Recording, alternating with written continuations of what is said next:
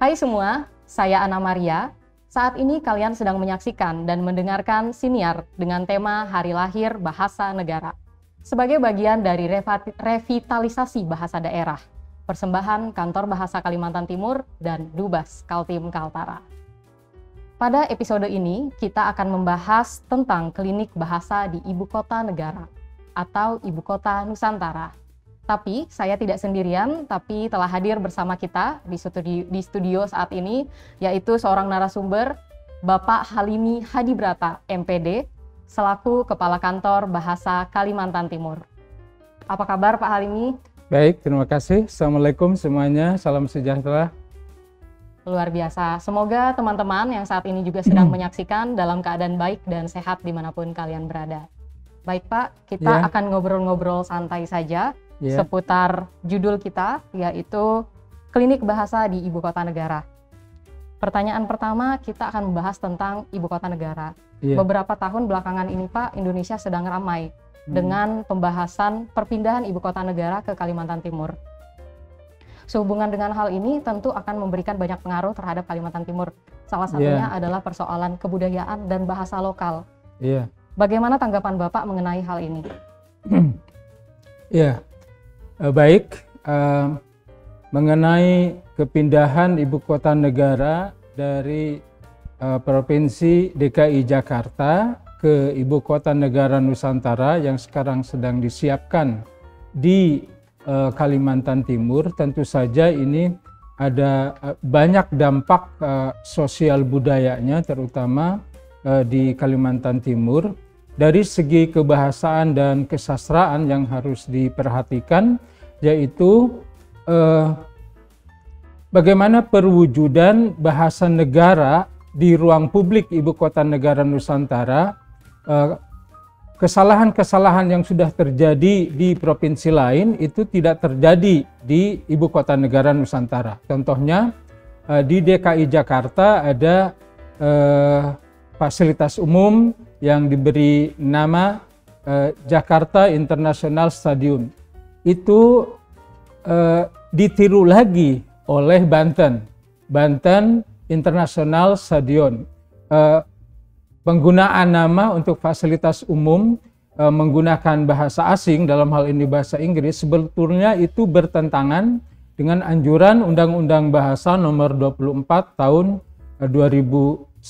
Seharusnya mengutamakan bahasa Indonesia. Supaya itu tidak terjadi, Kantor Bahasa Provinsi Kalimantan Timur sedang mempersiapkan yang disebut dengan Klisara, Klinik Bahasa Negara, dengan lokus atau tempat kegiatan yaitu di Ibu Kota Negara Nusantara. Tujuannya supaya penggunaan bahasa negara di ruang publik yang salah yang terjadi di provinsi lain tidak terjadi di Ibu Kota Negara. Baik, seperti yang Bapak telah sampaikan, Klisara. Jadi seperti apa sebenarnya konsep ini dan rencananya kapan akan dimulai? Visi seperti apa yang dilihat oleh KBKT dalam jangka pendek dan juga menengah menghadapi IKN ini Pak? Kegiatan ini, Klisara. Klisara ini sebetulnya menjadi bagian dari tugas saya sebagai peserta pelatihan kepemimpinan pengawas di Jakarta yang di Sawangan, Depok, yang sudah dimulai secara daring sebetulnya sejak tanggal 20 Juni 2022. Kemudian dimulai secara luring, kami hadir bersama di Sawangan itu dari tanggal 1 sampai tanggal 18 Agustus 2022. Saya menyusun aksi perubahan yang menjadi tugas yang harus saya laksanakan sebagai peserta pelatihan kepemimpinan pengawas dan mengangkat tentang klinik bahasa negara di Ibu Kota Negara Nusantara dengan melihat urgensi kepentingannya, karena di tahun 2024 yang kita tahu bersama, Ibu Kota Negara akan secara bertahap dipindahkan dari DKI Jakarta ke Kalimantan Timur ini, Dan sejak tahun 2022 ini pembangunan sudah dimulai. Nah, saya memiliki gagasan bagaimana mewujudkan bahasa negara di ruang publik di ibu kota negara supaya bisa menjadi percontohan bagi ruang publik kota-kota lain. Sehingga kantor bahasa harus ikut berpartisipasi untuk mewujudkan penggunaan bahasa Indonesia yang baik dan benar dan sesuai dengan regulasi kebahasaan di ibu kota negara Nusantara supaya bisa terwujud dengan baik dan menjadi contoh bagi kota-kota lain. Baik, luar biasa Pak. Sekarang kita berbicara tentang klinik bahasa di IKN. Apabila kita berbicara tadi dengan tema kita, yaitu terkait dengan lahirnya bahasa negara. Kalau kita bicara lahirnya bahasa negara, itu sesuai dengan Sumpah Pemuda ya Pak. Bahasa negara artinya bahasa Indonesia yang telah lahir sesuai dengan Sumpah Pemuda pada 28 Oktober tahun 1928 dan kemudian disahkan sebagai bahasa negara pada 18 Agustus 1945. Artinya bahasa Indonesia ini kan sama dengan usia kemerdekaan Indonesia, 77 tahun lamanya. Lalu bagaimana Bapak melihat perkembangan bahasa Indonesia khususnya di tengah generasi muda saat ini? Iya. Terkait dengan kelahiran bahasa Indonesia, kita harus memperjelas sejarahnya ya.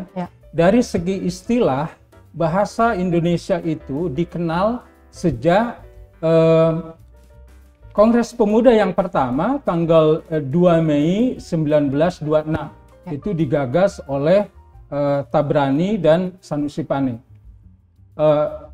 Ditemukanlah konsep bahasa Indonesia yang pada waktu itu belum ada negara Indonesia. Nah, itu baru sebagai istilah, sebagai nama. Tetapi diputuskan secara resmi, artinya dideklarasikan pada Sumpah Pemuda 28 Oktober 1928 sebagai bahasa persatuan. Jadi ada istilah bahasa Indonesia di tahun 1926, kemudian sebagai bahasa persatuan yang dijunjung tinggi di atas bahasa-bahasa daerah yang lain, ya pada Sumpah Pemuda butir ketiga. Baru kemudian 15 tahun kemudian pada tanggal 18 Agustus 1945, sehari ya setelah diproklamasikan negara Indonesia merdeka pada 17 Agustus 1945, bahasa Indonesia masuk di dalam Undang-Undang Dasar 1945 pasal 36, bahasa negara adalah bahasa Indonesia. Nah, kita sekarang mengenal bahasa Indonesia sebagai secara umum itu pelajaran di sekolah. Itu bahasa Indonesia sebagai pelajaran atau sebagai mata kuliah di perguruan tinggi. Tetapi di dalam konstitusi bahasa Indonesia adalah bahasa negara. Sehingga kalau orang mengatakan kita menertibkan bahasa negara, bahasa apa itu? Ya, tentu bahasa Indonesia. Tetapi kedudukannya bahasa Indonesia bukan hanya sebagai bahasa persatuan, bukan pelajaran sekolah, bukan mata kuliah, tetapi ini bahasa yang diakui di dalam Undang-Undang Dasar sejak 1945. Itulah bahasa negara, seperti itu. Iya, luar biasa Pak. Menyambung yang tadi Pak, bagaimana pendapat Bapak tentang perkembangan bahasa Indonesia tadi yang dimaknai oleh generasi muda? Seperti apa Bapak melihatnya untuk generasi muda saat ini? Iya, kita membandingkan generasi muda saat ini dengan generasi muda di tahun 1926, 1928. Di tahun 1926, 1928 mereka memperjuangkan secara visioner bahwa kalau nanti Indonesia sudah merdeka, maka bahasanya adalah bahasa Indonesia yang dijunjung sebagai bahasa persatuan. Visi di situ artinya bagaimana bangsa Indonesia yang terdiri atas suku-suku bangsa yang berbeda dengan memiliki berbagai macam bahasa daerah yang berbeda-beda, tetapi harus memiliki bahasa persatuan yang mempersatukan sebagai bahasa lingua franca itu yaitu bahasa Indonesia. Nah, itu perjuangan nasionalisme yang pada waktu itu Tabrani baru berusia 21 tahun. Bayangkan dengan generasi muda yang sekarang usia 21 tahun, kira-kira apa yang dia perjuangkannya.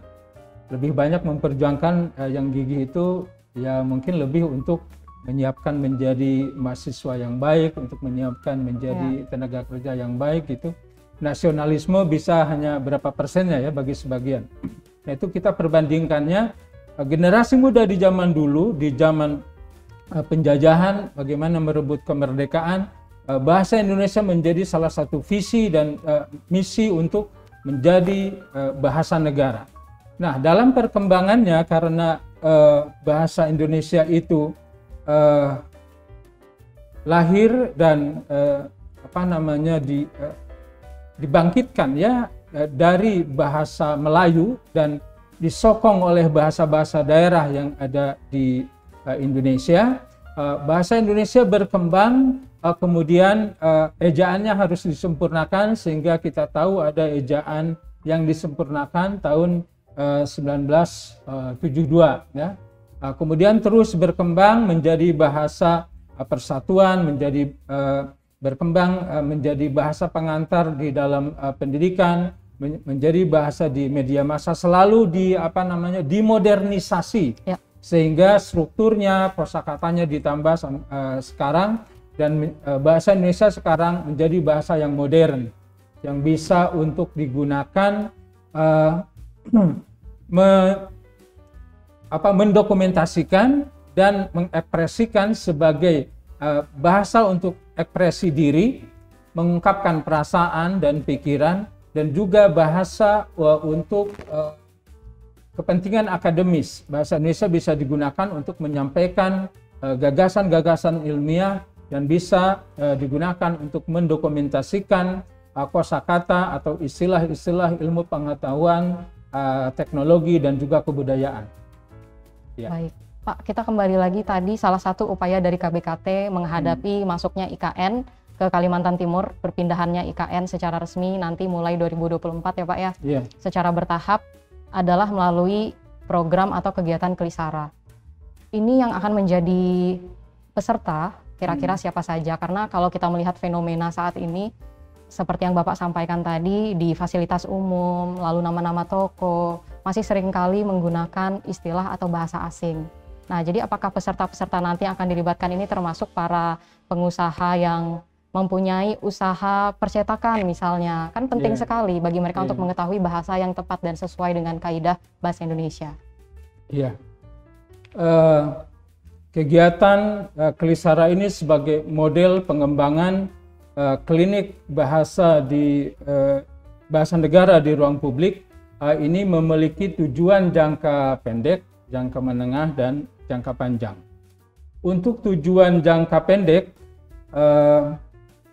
modul atau model pengembangan Kelisara ini ingin mencapai kegiatan-kegiatan sebagai berikut. Yang pertama, kegiatan membentuk tim efektif yang sudah dilaksanakan di Kantor Bahasa Provinsi Kalimantan Timur ini sejak tanggal 22 Agustus setelah saya kembali dari tempat pelatihan. Kemudian kami berkoordinasi dengan berbagai pihak pemangku kepentingan, yang terutama Kantor Bahasa Provinsi Kalimantan Timur, kemudian berkoordinasi dengan Badan Bahasa, kemudian berkoordinasi dengan Polda Balikpapan, yang berkedudukan di Balikpapan ya, Polda Provinsi Kalimantan Timur yang berkedudukan di Balikpapan, di Kota Balikpapan. Kemudian dengan otorita IKN, kemudian juga dengan Ombudsman, kemudian berkoordinasi dengan tentu saja universitas yang memungkinkan di sini, terutama kami mengajak kerjasama dengan Universitas Mula Warman, dan nanti akan mengikutkan juga beberapa pemerintah daerah, yaitu pemerintah Provinsi Kalimantan Timur, pemerintah daerah Kabupaten Kutai Kartanegara, Penajam Pasir Utara, dan juga Kabupaten Kota Balikpapan dan Kabupaten Pasir tentu, dan juga lokus atau tempat yang sekarang ditempati oleh IKN, yaitu Kecamatan Sepaku. Nah, tentu di situ kami ingin setelah berkoordinasi itu akan mengadakan lokakarya dan diskusi kelompok terpumpun untuk mengumpulkan berbagai pihak supaya ada kesepakatan dalam bagaimana menerapkan klinik bahasa negara di IKN ini.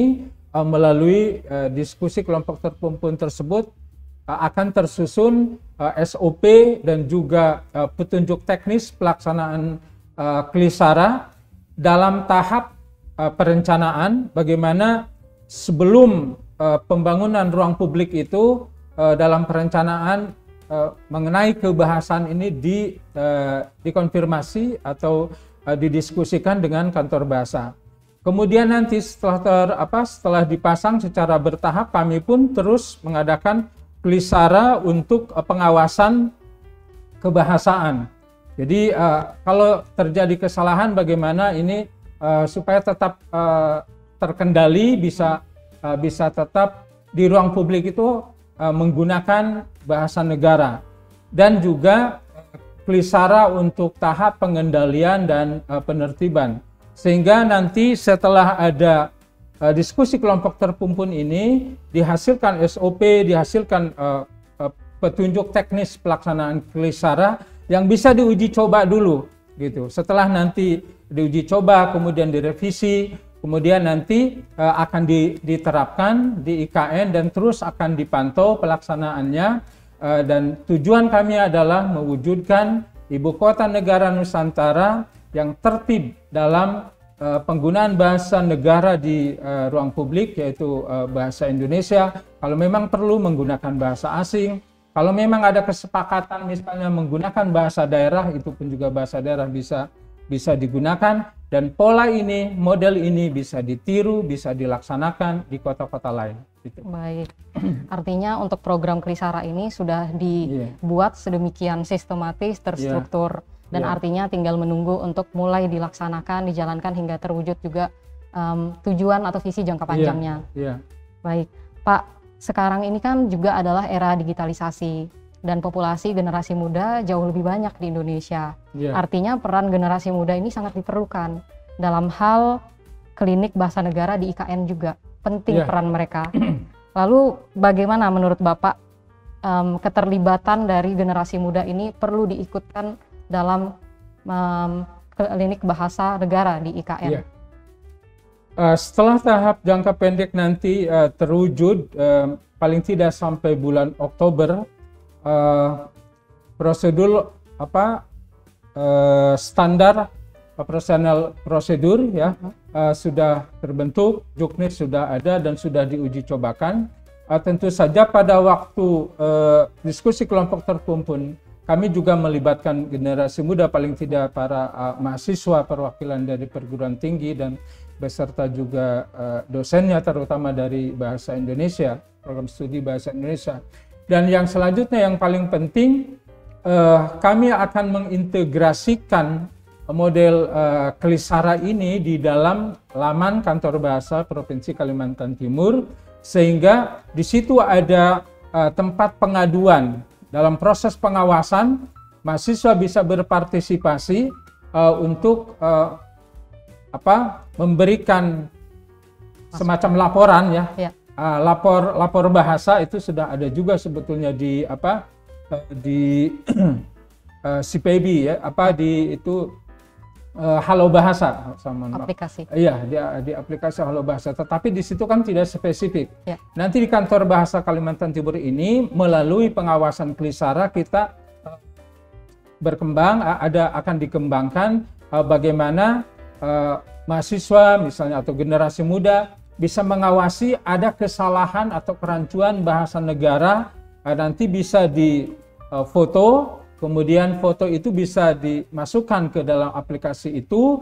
Kemudian di situ juga ada share tempatnya di mana sehingga laporan kesalahan berbahasa ini, kesalahan dalam penggunaan bahasa negara ini bisa direspon oleh petugas layanan bahasa negara di kantor bahasa, sehingga peran generasi muda dan juga masyarakat umum bisa lebih banyak. Yang selama ini ada kan pengawasan bahasa negara itu kami datang ke jalan-jalan, kami datang ke lembaga-lembaga, sedangkan Kalimantan Timur dan juga Kalimantan Utara ini sangat luas. Tapi dengan aplikasi seperti itu nanti masyarakat bisa melaporkan kesalahannya ini seperti ini, nanti juga ada kolom bentuk perbaikannya seperti apa. Nah, itu nanti insya Allah bisa terwujud bukan hanya di IKN, tapi juga nanti di kota-kota penyangga dan terutama di kota-kota lain. Ya, bagi kami wilayah kerja kami di Provinsi Kalimantan Timur dan juga di Kalimantan Utara. Gitu. Baik, Pak, saya tertarik tadi mengenai Klisara. Artinya akan diadakan kesepakatan dengan para pemangku kepentingan. Apakah menggunakan bahasa Indonesia, lalu bahasa asing jika diperlukan, atau menggunakan bahasa daerah. Artinya IKN ini, Kaltim, kita sedang menghadapi tantangan tidak hanya bagaimana menggunakan bahasa Indonesia di ruang publik, kita pertahankan dan terus kita kembangkan, tapi juga bagaimana melestarikan, menjaga, dan merevitalisasi bahasa daerah. Nah, berkaitan dengan hal itu bagaimana, Pak? Silakan. Iya, tentu kita belajar dari ada di DKI Jakarta ya. Di DKI itu di Batavia dulu Batavia jadi Betawi, ada bahasa daerah di situ, bahasa Betawi. Nah, bagaimana supaya bahasa Betawi di DKI itu masih eksis, masih ada dan dipergunakan, itu salah satunya dipertahankan dengan adanya misalnya sinetron yang mengangkat cerita tentang anak Betawi, Sidul, tukang insinyur, Sidul anak sekolahan, ya kan? Nah, jadi bahasa Betawi di situ masih kelihatan dipergunakan. Dan kita belajar dari beberapa daerah yang bahasa daerahnya semakin tergeser, bisa punah. Maka di IKN ini, di daerah penyangga yang memiliki bahasa daerah, ada bahasa Kutai, ada bahasa Pasir, ada bahasa Kenya dan sebagainya. Itu sejak tahun ini kita sudah melakukan revitalisasi bahasa daerah, yaitu bahasa Kutai, bahasa Kenya dan bahasa Pasir. Dan untuk selanjutnya kami sudah bekerja sama dengan DPR RI. Ya, sudah mendapat dukungan dan juga dari pemerintah provinsi, kemudian di Pasir, kami di Kabupaten Pasir dan Kabupaten Penajam Pasir Utara, kami sudah merevitalisasi bahasa Pasir. Di Kutai Kartanegara di Tenggarong sekarang juga sudah mulai ada pelatihan belajar bahasa daerah, dan juga di Samarinda ini dengan mengangkat bahasa Kenya. Jadi strategi yang digunakan yaitu dengan merevitalisasi bahasa daerah supaya ini menjadi benteng, tidak tergeser, masyarakat tidak tercabut dari akar budayanya, dan sedang berusaha, bahkan sudah direalisasikan beberapa daerah memiliki peraturan daerah untuk menjadikan bahasa daerah menjadi muatan lokal di sekolah. Itu seperti di Kabupaten Pasir, di Pasir Penajam Pasir Utara juga sudah ada perdanya dan sudah dilaksanakan. Juga di Kota Samarinda ini mengangkat bahasa Kutai. Dan di Kutai Kartanegara juga mengangkat bahasa Kutai sebagai muatan lokal bahasa daerah. Gitu. Iya, baik Pak. Kalau kita lihat dari data Kemendikbudristek ada 718 bahasa daerah. Dan untuk RBD mulai dikampanyekan mulai tahun ini ya Pak ya. Dengan menyasar 12 provinsi dengan total 38 bahasa daerah. Salah satunya Kalimantan Timur dengan 3 bahasa daerah, yaitu bahasa Pasir, bahasa Kutai, dan bahasa Dayak Kenyah. Apa yang menjadi indikator keberhasilan revitalisasi bahasa daerah Pak? Karena kita mengingatkan Kaltim ini punya sekitar 16 bahasa daerah. Jadi apa yang menjadi indikatornya untuk kemudian kita bisa merevitalisasi bahasa daerah lainnya supaya tidak punah? indikator keberhasilan tentu untuk setiap bahasa daerah dulu ya, itu adanya guru pengajar, itu guru utama. Kemudian ada mentor, kemudian ada guru utamanya yang mengajar, ada komunitas yang aktif, dan ada peserta pelatihan. Itu sudah 3.000 lebih ya yang ada di Kalimantan Timur ini. Dari segi jumlah penutur atau generasi muda yang yang ikut serta menjadi menjadi sasaran revitalisasi bahasa, yaitu siswa sekolah dasar dan siswa sekolah menengah pertama dan juga di komunitas. Jadi untuk jangka panjangnya akan terus didukung oleh peraturan daerah, bahasa daerah sebagai muatan lokal. Jadi dari segi orangnya, kemudian dari segi bahasanya, dari segi sistemnya. Jadi kalau indikator itu bisa jalan, itu sudah menunjukkan keberhasilan. Dan secara berkelanjutan di tahun depan akan ada revitalisasi bahasa daerah di Provinsi Kalimantan Utara, yaitu bahasa Tenggalan, bahasa Bulungan, dan bahasa satu lagi, bahasa Bulungan, Tenggalan, dan ada satu bahasa lagi Pak. Satu lagi ya, satu lagi bahasa yang saya lupa. Ada tiga bahasa di sana. Bahasa Tidung. Ya, bahasa Tidung.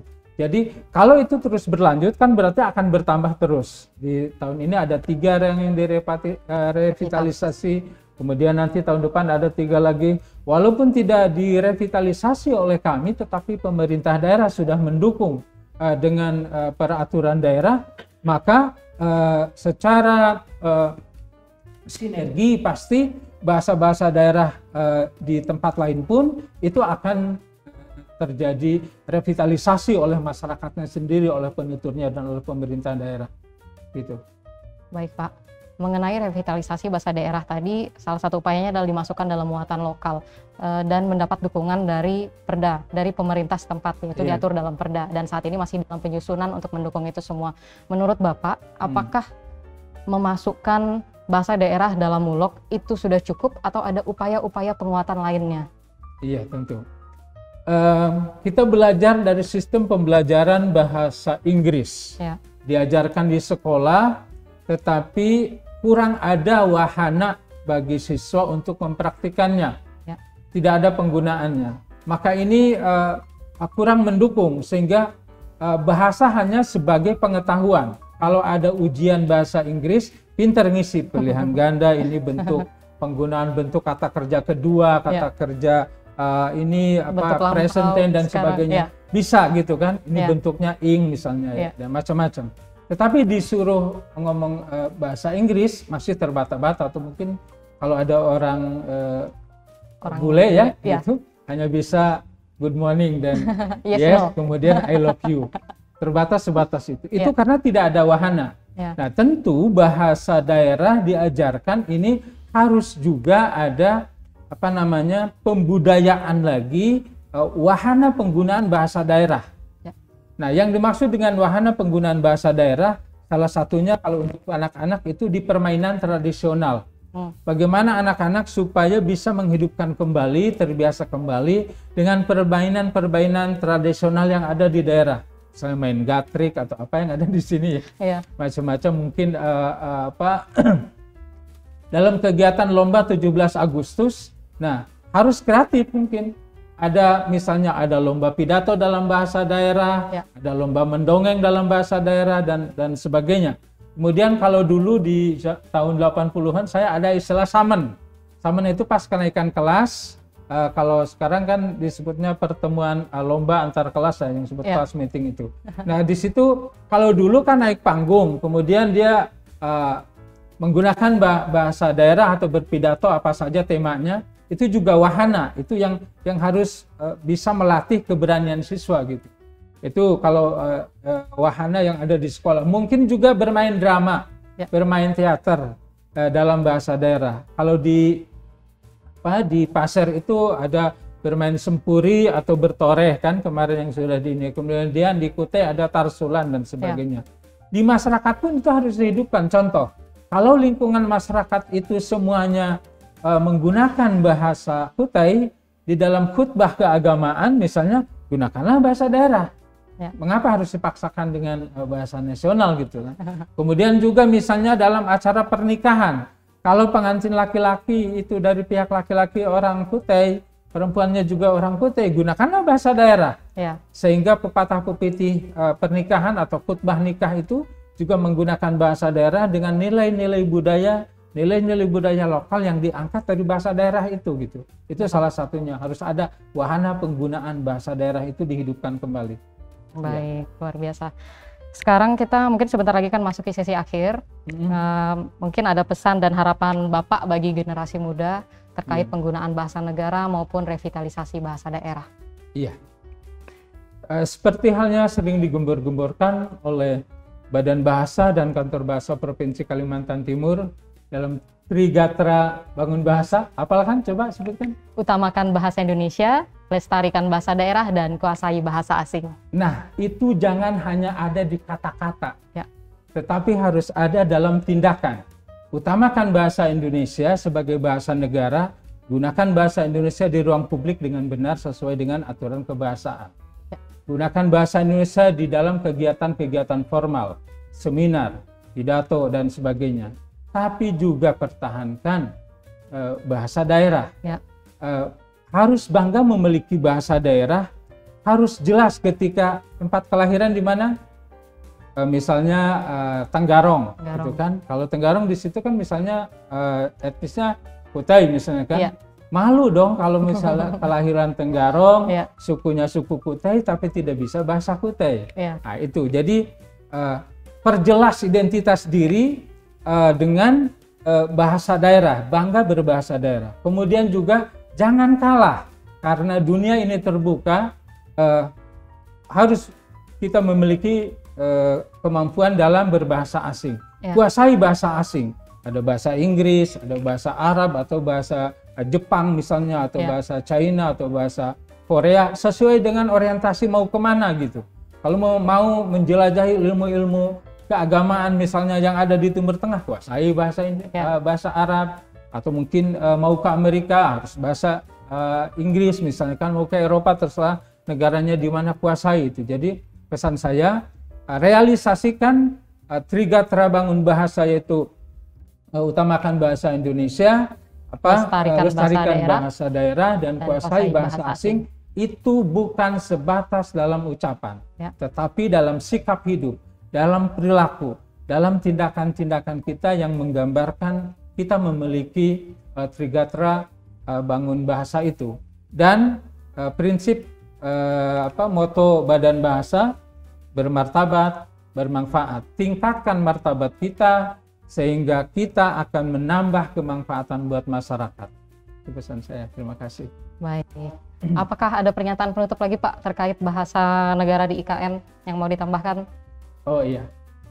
Silakan Pak. Saya sebagai Kepala Kantor Bahasa Provinsi Kalimantan Timur meminta dukungan berbagai pihak, semua pemangku kepentingan untuk mewujudkan bahasa negara di ibu kota negara Nusantara. Sukseskan klinik bahasa negara yang sedang kami usung, sedang kami laksanakan dengan bekerja sama antara Kantor Bahasa Provinsi Kalimantan Timur dengan berbagai pihak. Kami sangat mohon dukungan dari berbagai pihak demi kesuksesan program ini.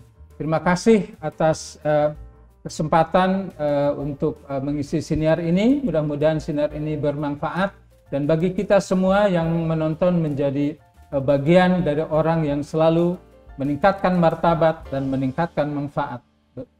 Demikian dari saya, terima kasih. Iya. Terima kasih banyak Pak Halimi Hadibrata atas kesediaannya menjadi narasumber pada episode ini, dan terima kasih untuk insight-nya, kalau kata anak muda Pak. Salah, maksud saya wawasan. Sebagai generasi muda jangan hanya tahu istilah asing Pak ya. Harus tahu padanan katanya dalam bahasa Indonesia. Jadi maksud saya insight adalah terima kasih atas wawasannya. Semoga apa yang disampaikan bisa bermanfaat bagi kita semua yang mendengarkan.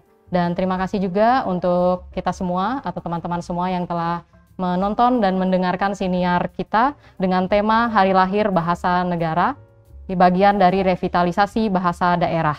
Persembahan dari Kantor Bahasa Kalimantan Timur dan Dubas Kaltim Kaltara. Dan sampai jumpa di episode selanjutnya. Terima kasih. Salam literasi. Salam literasi. Sukseskan Klisara. Klisara. Oke.